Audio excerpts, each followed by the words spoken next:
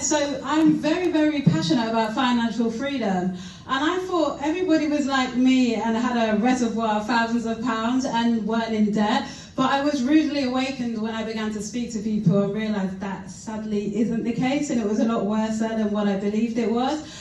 So I did, sometimes you've got to be the solution to the problem. You can't expect other people to solve the problem. So I set up a company called Saver to Investor, and the goal is literally to take people from a savings mentality to an investment mentality. So literally, I grew up in a single parent home on a deprived council estate in Camberwell. There wasn't much money in the house, and my mum got into debt when I was 9 years old. It was over something silly like 2 mattresses and 2 TVs, so the total bill was about £800, but she never was really hitting the £800. She was just paying off the interest, and it was growing out of control to the point where she had to write a letter to the credit company for them to freeze the debt.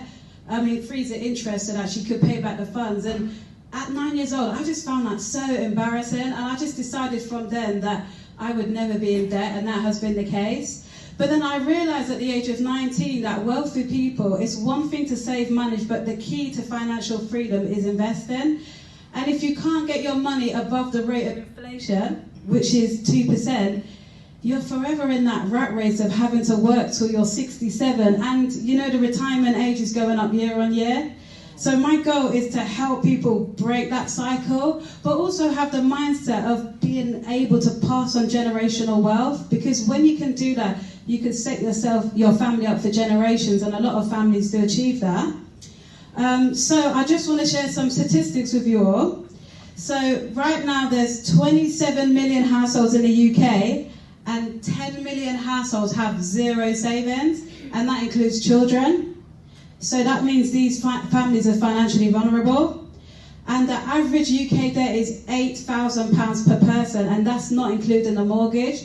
Can I just ask, was anybody taught financial literacy in school? College? University? Work? So as you can see, I feel it's done deliberately to keep you perpetually in that cycle of having to do a 9 till 5.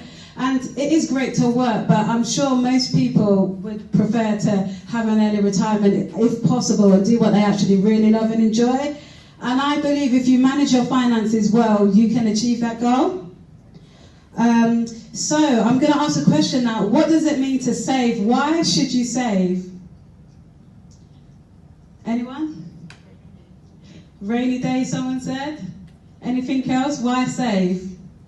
What will it allow you to do? Someone said invest. I like that answer. Anything else?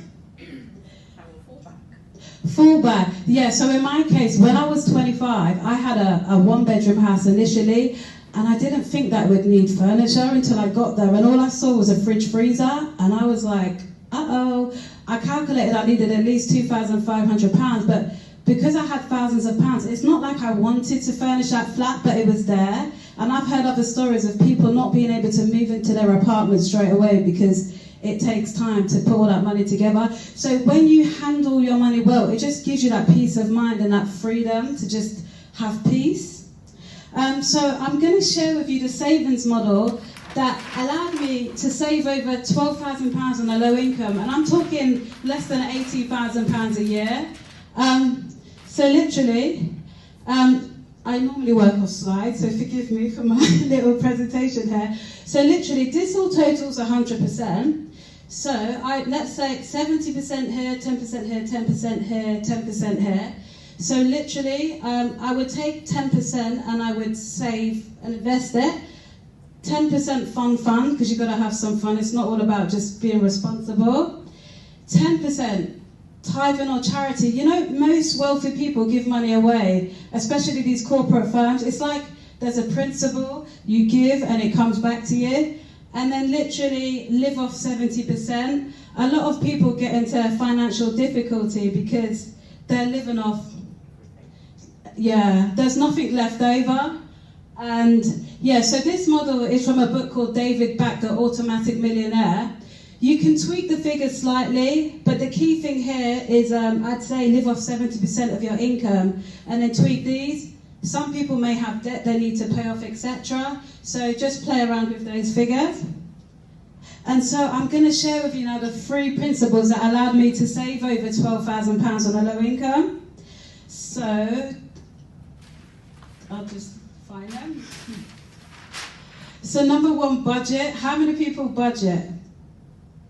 A few of you, fantastic. So the key here is you need to live off less than you earn. If you don't live off less than you earn, you will never be financially free. And then number 2, pay yourself first, at least 10%. How many people do that? No one? Does everybody know what that means? Yeah, some people nodded their head. So literally, when you get paid, how much does the government take on average? Yeah, on average it's 20%, and if you're a high rate taxpayer, how much is it? 40%, and it can go up to 45%, isn't it?